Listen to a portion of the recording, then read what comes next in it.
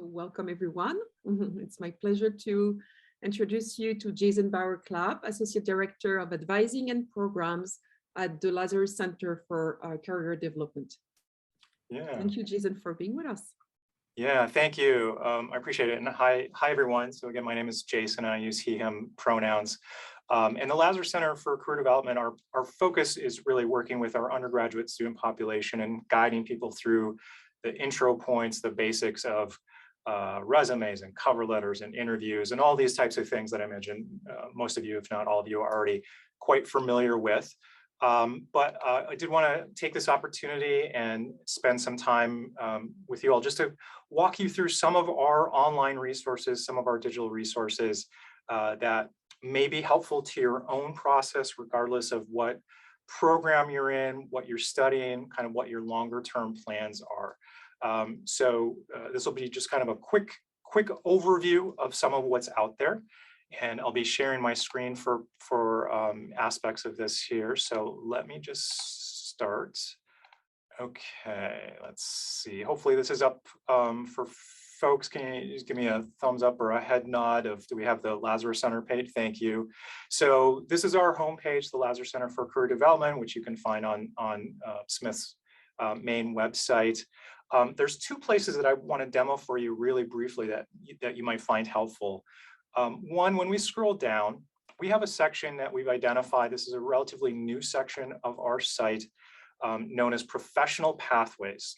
And the idea here is for people who have been exploring or are already on a particular career path, like probably many of you, most of you, how could we take some resources, some tools, some things that are out there that might be really useful within that field, things that we've heard about from faculty, things that we've heard about from alumni, those types of things. It's just kind of a starting point for tools and resources. So let me just scroll down a bit. And what we've got 6 primary categories here, one of which is exploring, kind of that entry-level piece. But we've got these broader kind of mega categories. So one that I'm just going to zoom in on, just as an example, education, nonprofit, social impact. And of course, these are widely diverse fields. They don't all fit under one umbrella of roles and professions and career paths, of course, but kind of a general bucket of information and resources. And so again, part of this is just what are we talking about within these fields? What's the gist of roles like this? But as we scroll down, we have some expandable categories of information. Again, maybe it's external links to professional associations or job sites or other types of resources that might be specific, might be useful to people who are intending to pursue a path like this. By no means are these intended to be exhaustive lists of every tool and resource you might need, but for people who are looking maybe for that starting point, that what are some things I might just find useful as I'm getting to understand the lay of the land, so to speak. That's what this is meant to be. And we do try to refresh this annually. Certainly some links go dead or are out of date and that sort of thing. So if you happen to be using one of these pages with your own field and finding something that needs some updating, feel free to drop us a line and let us know when we want to fix that. We want to adjust that. But again, as you can see, arts, media, communications, very broad categories, STEM and health professions, education, nonprofit, government, international affairs, etc. So you can see what's there as well. There's a button here of current jobs and internships. So hang on to that thought. We'll get back to that in just a moment because that's a direct filtered tie into our job search database, which is called Handshake, which I'll demo in just a minute. One other aspect of our main page that I wanted to just make you all aware of, again, we're on the Lazarus Center's homepage. We scroll down a bit more to this quick links section. One of the buttons here is handouts and resources. And this is basically a catalog here of PDFs that we've put together, guides to some of these fundamental mechanic things of doing resumes and cover letters and CVs, of background information on preparing for interviews and what is informational interviewing and career conversations and those kinds of things. Okay, again, as I mentioned earlier, a lot of this is really captured in mind for undergrads who are maybe kind of on the first stage of this, but a lot of this information may be helpful for you all as well, of just kind of not what's a good CV template. I think it's kind of a tricky word, but what's a good framework? What's a good phrasing and structure for how to create these documents? What's kind of the norm or best practices for these types of things? So feel free to take a look at these documents as well. They may give you some inspiration, some insight on how to do this kind of thing effectively. And all the information that we share here is really gathered and developed on and based on our conversations, our partnerships, and our collaborations with people who have been through the hiring process, have been successful in their own process, and then shared back with us what has worked for them, but also our conversations with employers across fields and across industries. We're really trying to learn from hiring people, from recruiters, if that's the operative term for their industry. What are they looking for? What are their expectations? What do they like to see? What do they prefer not to see? Those kinds of things. So we really do try to base the information that we're sharing and putting out to students on, that practical, hard-won wisdom from the people who are in this space. Okay. So again, that's the handout section here. They're all PDFs. These are accessible anytime that you need. So take a look at those and kind of adapt that information for your own experience. So the next thing that I want to show here is our database called Handshake. And so what I'm going to do, I'm going to stop share just for a second and then reshare on a new tab. So now we're up to Handshake. So this is the name of the platform that we use anytime jobs are shared with Smith to be posted and shared for current students and recent graduates. Handshake is where they go. The exception to this is certainly if an employer were to reach out to individual academic departments or faculty members, they may potentially share that among themselves, and this varies department by department. But broadly, when opportunities are sent to our office to be shared, to be distributed, employers will put those into Handshake.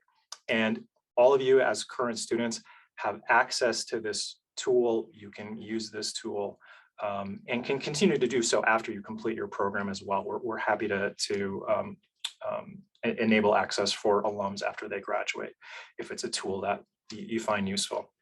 Okay, and we use this tool for scheduling events and all that sort of stuff. But what I want to spend time on here is just showing you the actual jobs database. And you'll see up at the top here, one of the main links is jobs. This is kind of small print, perhaps, depending on the screen you're viewing this on. But as of right now, there's about 22,000 active listings in our system. Not bad. Okay, now that's a lot. And of course, we haven't filtered by individual interests. We have not filtered by location. This also includes a lot of internship opportunities that employers are sharing for undergraduate students. As you might guess, a lot of employers that are looking for summer interns are blasting those out to colleges and universities right now. But certainly this is a tool where if you know you are looking for, let's say, full-time roles and you are looking for, let's just say, opportunities in, I'll just start with, Boston area, just as an example here. And we have this slider here that we can zoom in by kind of distance from the city center.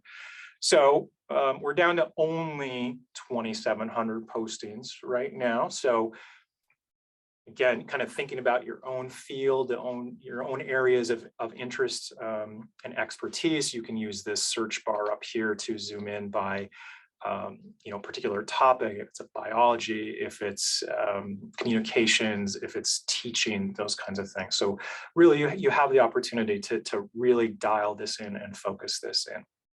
All right, and in terms of the screen layout here, so on the left-hand bar, is where we see just a quick snapshot of postings that are coming up within this search. And so typically what you'll see is a position title, you'll see an employer.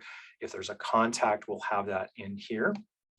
We can scroll down. So oftentimes that's useful if you're doing just a quick scan here of, is there anything that resonates for me? Is there anything that sounds intriguing enough that I want to take a closer look? Okay, so we can do that. And then what's in the main window here is now the description of that role as provided by that employer. So that's going to include the title, the employer, an application deadline. In the event any of you are international students, maybe on like an F1, and you may need to be mindful of like OPT or CPT.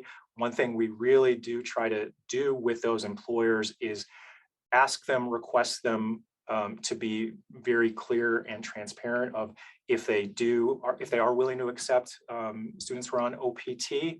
If not, we hope you would change that, but if not, make that clear so that those individuals know to move on and to look elsewhere potentially. Then we'll see the description. This is where we see a lot of variation. Some employers are really detailed and really specific and precise about the role that they're trying to fill, about what you'll be doing, about qualifications and requirements. Others are a little bit more vague and murky about things, and we'll just see a lot of that variation depending on employer, depending on their own processes. But hopefully there's going to be enough information in a description such that you know if you want to take action on it, meaning you want to apply, you know how to do that. Sometimes you'll see like this button right here, this apply button, where basically this allows you to load in your application materials if it's a resume or a CV and maybe a cover letter. Those tend to be pretty normal application requirements. You can apply through the system, and Handshake will forward that information onto you, or onto the employer, excuse me. Other employers will provide an external link, an external website, redirecting you to apply through email to a particular person or through their own company or organizational site. So that just really varies by employer preference. But really our goal when something comes into the system is at least to give you enough data so that if you want to pursue a position, you know how to do that. You know what those next steps are. One side note with this too that I would just offer as very general advice. Many employers, when they are crafting a position description, they are crafting perhaps kind of an ideal wish list job description. So I think maybe one takeaway from that is if you're coming across an opportunity that looks really interesting to you, looks compelling, the role is intriguing, the organization is intriguing to you, you need not be that perfect match of every qualification and requirement to be a really strong, credible candidate. Certainly, there needs to be some overlap for them. You do need to show the skills, the strengths that you would bring, and your ability to function well in the role. Excuse me, but also, sometimes really fantastic candidates may be missing a couple things from requirements or qualifications, but certainly, your ability to learn on the job, to pick up things quickly, the ability to communicate and collaborate, those things can help great candidates fill in those gaps pretty quickly and efficiently.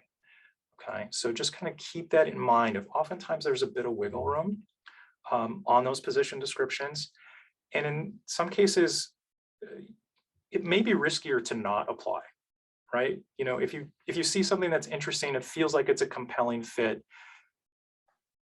If you don't apply, there's no conversation to be had.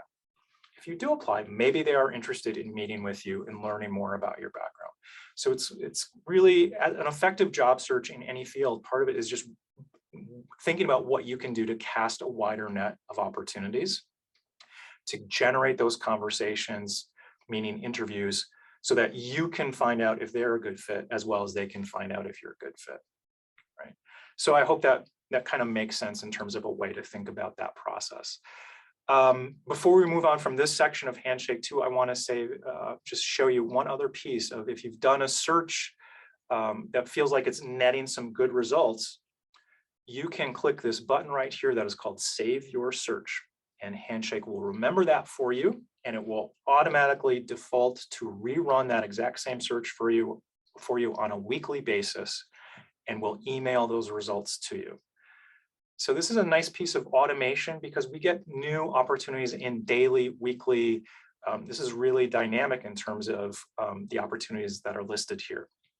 And it might seem like this is a really small thing, but over time, when you're navigating your coursework, you're navigating other responsibilities, you're also thinking about a job search, if you can just automate using a tool like this and push results to you so you can devote more of your time and energy deciding what, if anything, do you want to take action on, I think that's a good trade-off. One other piece that I think is really useful within Handshake is moving from this job section over to the employers section. So this is a bit of a hidden gem here. And the reason for that is Handshake is a platform that is used by colleges and universities across the country, and they've recently started to expand into European institutions as well. It's kind of slow going there, but they're getting into that space as well. This is a way to give you insight into employers who use or who have used Handshake in the past to share opportunities, not just at Smith, but across all the institutions who use Handshake.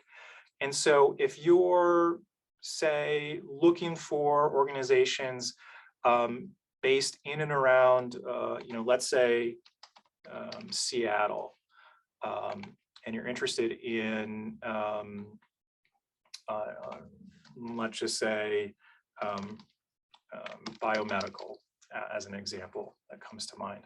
So this is a quick way just to get a kind of a snapshot of what are some employers in and around that location that this is part of their work, okay? And that's really useful when you're scouting for potential opportunities. It's nice to do that research of who's on the playing field, who's engaging in this kind of work, so that you can watch them, so that you can follow them, so that you can maybe look for contacts there, those kinds of things. So this is a way that you can pay attention to organizations in your fields of interest.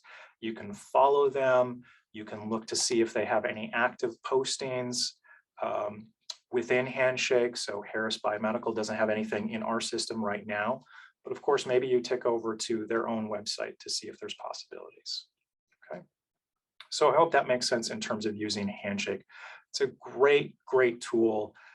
By no means is it the exhaustive list of every opportunity that is available, but as a place to go, as a good place to do some filtering of opportunities, and maybe to move beyond one of those big, massive aggregator databases like an Indeed or something like that, which can just feel like a lot of noise sometimes.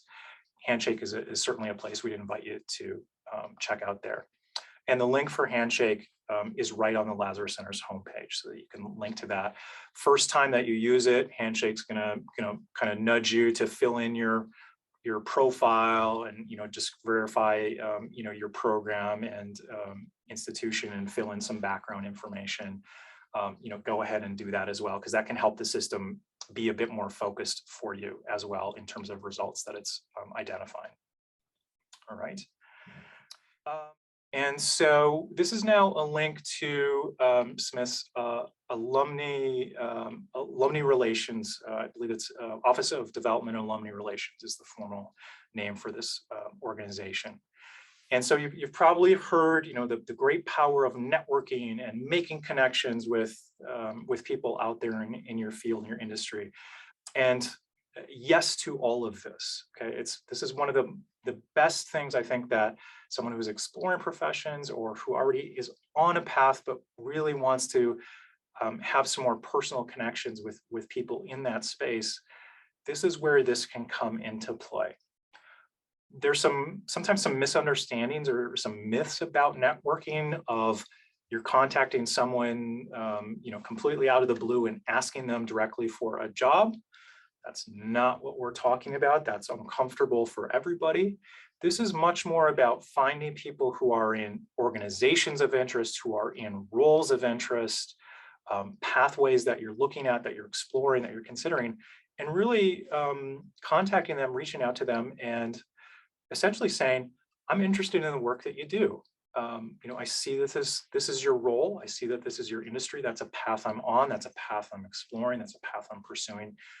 Would you be open to a short conversation in the near future? Because I'd love to talk with you more about your work and what brought you into that work, and maybe get some advice from you. That's really, and you can frame this in your own words, of course, but that's really the ask that you're making. This is not, you don't know me, but will you hire me? This is, you're in a place that I want to be into, or that I want to learn more about, and I'm curious, I'm excited. And you might be surprised how willing people are to talk about themselves and to talk about their experiences. This is the power of this process. Talking with them about what they do, about how they got there, about lessons learned, about maybe even getting some insight into day-to-day, week-to-week, what is this work all about? And then maybe pivoting that conversation back to say, so here's where I'm at in my graduate program, starting to think about next steps. So, based on your experience in this organization, are there particular roles that I should really be focusing on? Who would you suggest maybe I follow up with next if I wanted to learn more about fill in the blank? If I'm going to be applying for a role like this with your organization, what are those things that you would really encourage me to make sure are very clear and upfront in my application, really to help me stand out? These are the kinds of things that we're talking about with informational interviewing and networking. Primary source research, learning from people who are already in the field, getting their advice to help you solve this problem or work this problem in a really robust and rich way. So with that, so the Smith College Alumni Relations Office, so if you go to this page here and you can scroll down, just gotta scroll down a little bit, there's a section called Staff and Alum Directory. Scroll down a little bit more, and we come to this page that's called Alum Directory. Every currently enrolled Smith student, undergrad and graduate student, has access to this database. I did check in with a contact at Alumni Relations last week about this, and she did say that with a workday transition and that sort of stuff, some graduate student data may not be yet preloaded into this database. So that doesn't mean you cannot use it. But what I would do, I'm going to show you this process for how to find your username. If it doesn't know who you are, you can email Alumni Relations and say, I'm a current graduate student, here's my program, here's my email, and I'm looking to get into the Alumni Directory. Can you help me get set up with that? And they'll be happy to set that up for you if it's not yet installed in the system, okay? But before you do that, what you can do, you come to this page, before you enter in your email and your password, hold on, pause on that, because this is not tied to Smith's single sign-on system, maybe a different password process for you. So what you would do is you would go to find my username, and you're going to plug in your first name, your last name.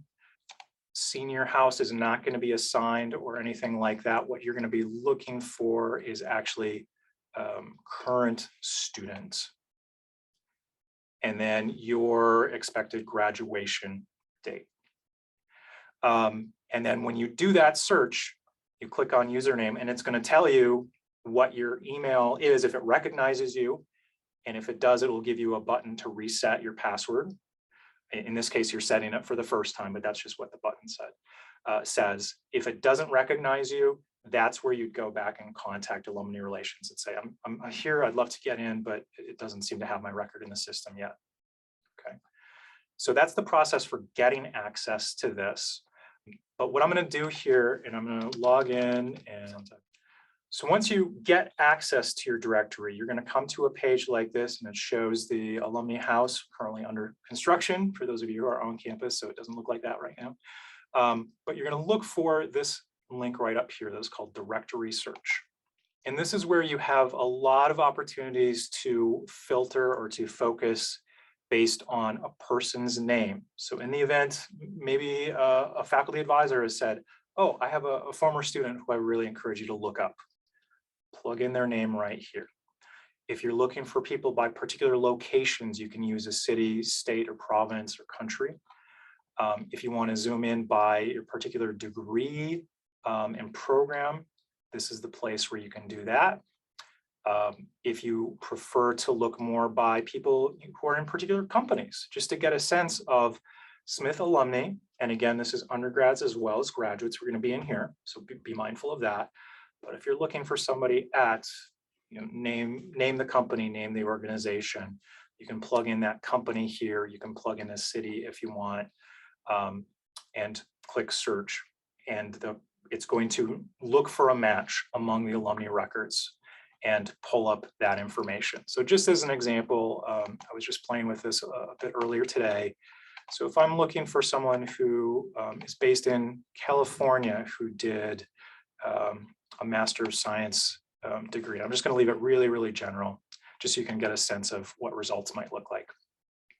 So what we see is a person's first name, last name, if they've had a name change since they were enrolled at the college, and then you're going to see location.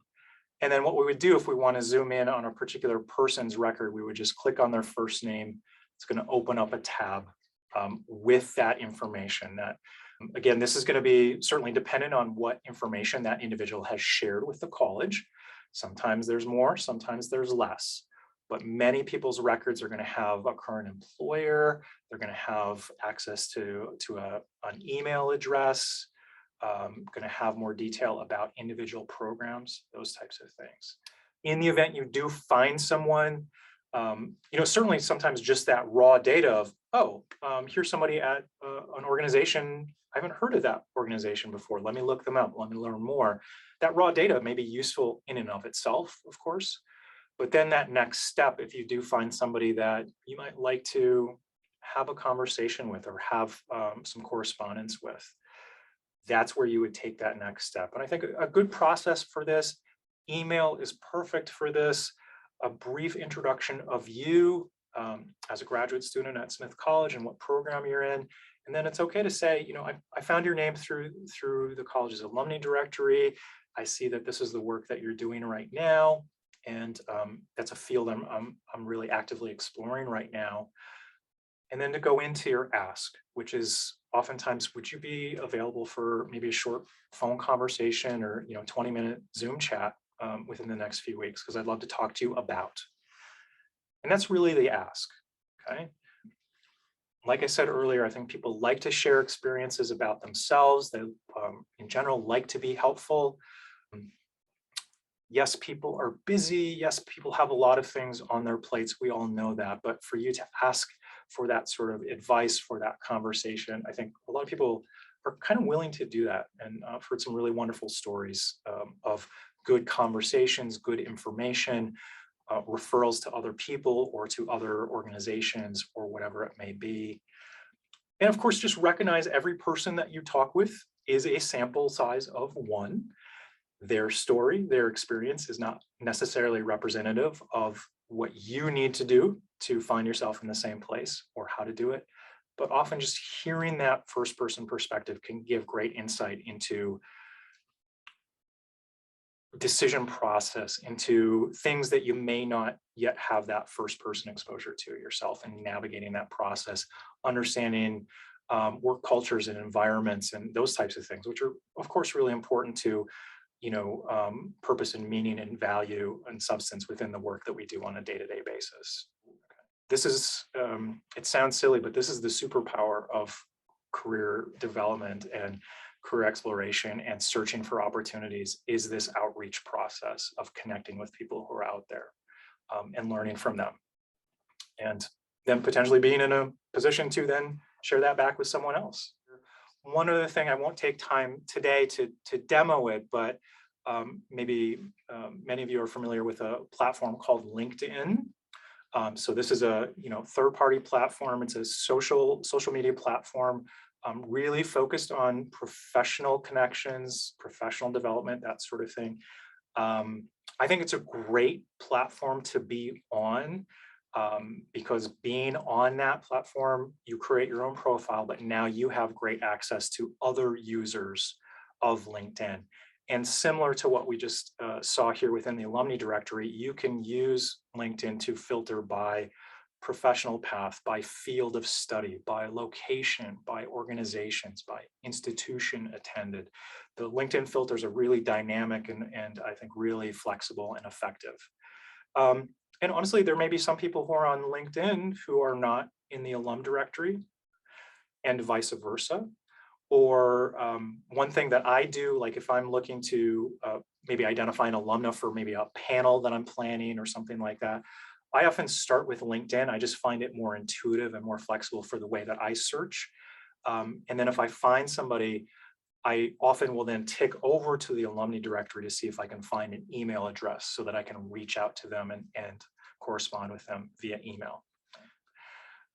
So those are the things that I wanted to share with you today, just in terms of general resources that you all have access to, and maybe just some kind of general strategy and approach to your search.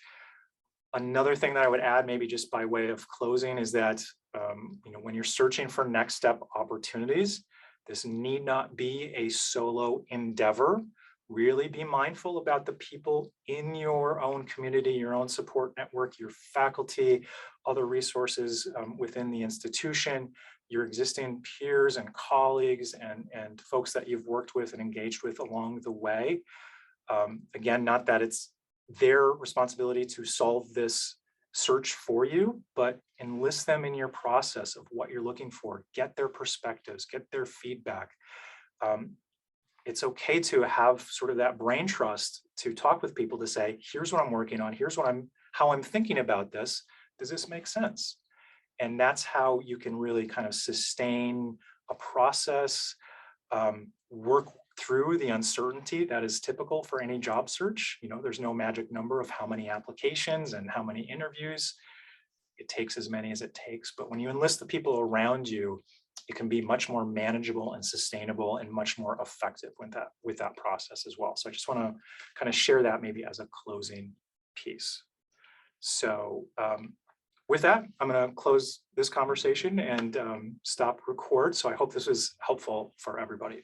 So thank you.